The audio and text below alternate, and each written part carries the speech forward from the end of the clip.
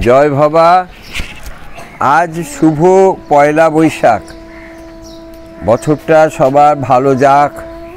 1430 বাংলা থেকে 1431-এ পদার্পণ করলাম। আজকে যে ভবা পাগলার জীবনী পাঠ পর্ব করছি, সেটা শুরু করছি ভবা পাগলার আবির্ভাব নিয়ে কথা। এখান থেকে আবির্ভাব জন্মেই যে কথা কয়, পরম গুরু ভবা পাগলা থেকে এই পাঠটা। ঢাকা জেলার অন্তর্গত মানিকগঞ্জ মহকুমার আমতা নামক গ্রামের সাহা চৌধুরীরা সুবিখ্যাত ধনী পরিবার। যে সময়ের কথা আমাদের আলোচ্য, সে সময় উক্ত গ্রামের এক চৌধুরী পরিবারের কর্তা ছিলেন 3 ভাই। তাদের জমি জমাও 3 ভাবে 3 তরফে বিভক্ত।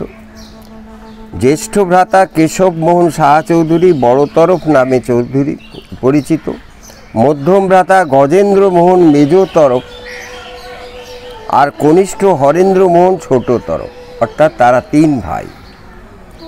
মেজ তরফের গৃহটি ধনে জানে জনে, জোত জমিতে, লোক লস্করে, মা লক্ষ্মীর কৃপা পুষ্ট এক বিরাট বাড়ি এবং বিরাট সংসার। সুখ্যাত এই ধনাঢ্য পরিবারের আমতা গ্রামস্থ বসত বাড়ি, ফুলে ফলে সজ্জিত এক মনোজ্ঞ গৃহ। বাড়িতে সুপারি গাছই রয়েছে প্রায় 550, দেখবার মতো শোভা বটে।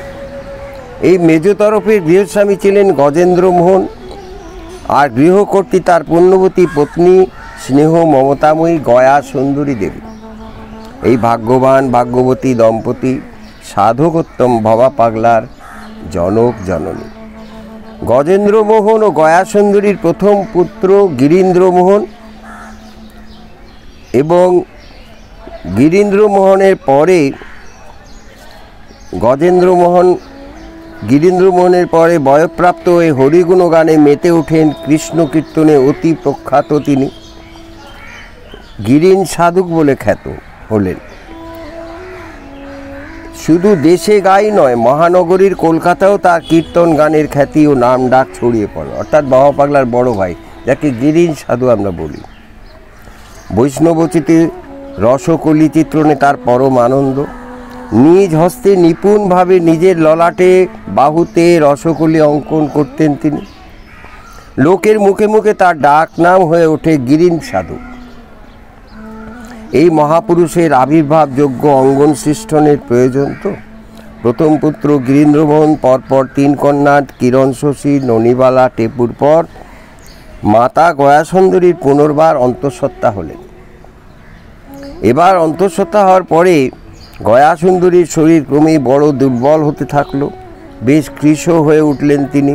আত্মীয় স্বজন রীতিমতো উদ্বিগ্ন হয়ে উঠলেন।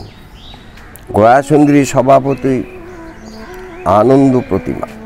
ছোটোখাটো চেহারাটি ফুটফুটে সদানন্দময়ী, দয়া মায়া সমস্ত কিছু তার মধ্যে সম্পূর্ণ। সহজেই সকলের স্নেহ প্রীতি উদ্রেক করেন সকলের প্রতি। শুধু তাই নয়, গয়া সুন্দরীর স্বভাব এমনই মধুর যা অবশ্য উল্লেখযোগ্য। কে খেলো কে খেলো না, কে খায়নি, কার মুখখানা শুকনো, বুঝি তার খিদে পেয়েছে, এসব দিকে তার লক্ষ্য নজর সবসময় জাগ্রত। করুণার প্রতিমূর্তি যেন। এরূপ মমতাময়ীর প্রতি কার না ভক্তি ভালোবাসা সঞ্জাত হয়। এবার তার গর্ভাবস্থা 5 মাস অতিক্রান্ত।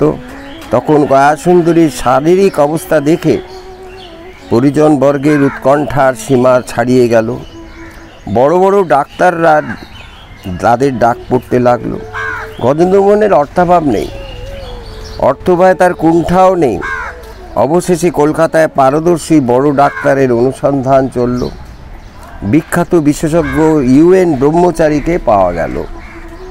সহকারী রূপে ডাক্তার ব্রহ্মচারী গয়া সুন্দরীকে পরীক্ষা করতে এলেন। সহকারী নিয়ে আর কি। পরীক্ষান্তে তিনি মন্তব্য করলেন, জঠরে যমজ সন্তান বিদ্যমান। পরিজনবর্গ গয়া সুন্দরীর স্বাস্থ্যের কারণে উদ্বেগ প্রকাশ করে চিকিৎসক বললেন, তার যেমন প্রয়োজন বোধ করলে ভ্রূণ নষ্ট করেও মায়ের প্রাণ রক্ষার চেষ্টা করতে হবে। এইরকম অবস্থা। পরিজনবর্গ যখন জননীর গর্ভস্থ সন্তানের প্রাণনাশের প্রস্তাবে রত, সেই মুহূর্তে বিচক্ষণ ডাক্তারের কানে নাকি গর্ভস্থ শিশু কণ্ঠের খিলখিল হাসির শব্দ ধরা পড়ল। তিনি কিঞ্চিত বিভ্রান্ত হলেন বুঝি। তার অভিভূত কণ্ঠে এই হাসির কথা শুনে উপস্থিত আত্মীয় স্বজন বুঝি হতবাকই নয়, রীতিমতো বিমূঢ় হলেন। কিন্তু মাতৃজঠরস্থ সন্তানের অলৌকিক কাহিনী, অদ্ভুত ইতিবৃত্ত ভারতভূমে এ তো প্রথম নয়। এই প্রসঙ্গে অনেকের কথা মনে পড়তে পারে বশিষ্ঠদেবের পৌত্র পরাশরের কথা। তিনি মাতৃজঠরে বসেই বেদ পাঠ করেছিলেন, যা শ্রবণ করেছিলেন স্বয়ং বশিষ্ঠদেব এবং পরাশর জননী অদৃশ্যন্তী।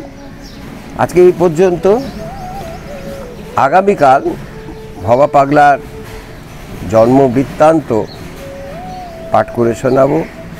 জয় ভবা। বছরটা সবার ভালো কাটুক। সবাইকে প্রণাম, নমস্কার, শুভেচ্ছা জানাই, পাগলের আশীর্বাদ জানাই।